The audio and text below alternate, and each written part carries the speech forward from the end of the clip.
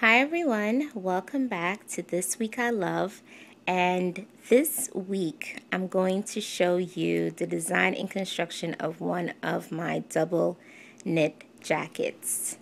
Double knit jackets are a great transitional piece. They take you from late summer through fall, and then it takes you from late winter through spring.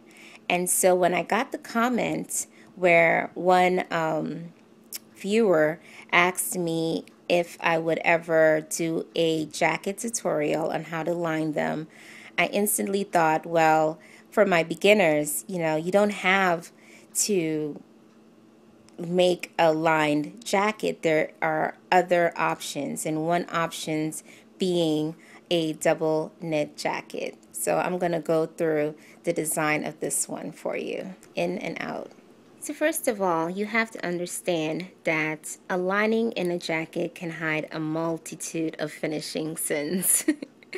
And so when it comes to an online jacket, manufacturers take into consideration that the person at the store is going to turn over that jacket and see what it looks like on the inside. Every detail is well thought out. So even where we see the shawl collar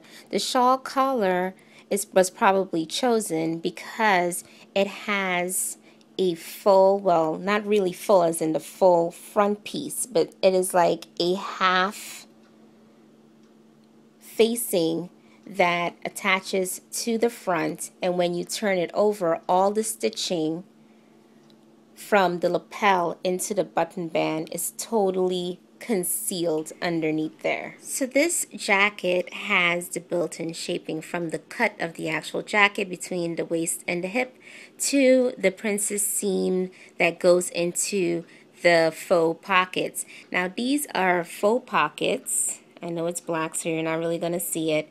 And I feel like the reason why they chose to do a faux pocket and not a real pocket is because it is a knit, and pockets on knits tend to sag, which totally obstruct the overall structure of the jacket.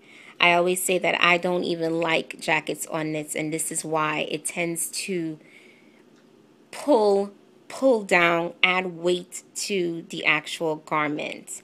Also here you see that they use snaps instead of buttons. I have another double knit jacket that uses buttons, but you should see these buttonholes. They are like hardcore buttonholes because that too is also a problem.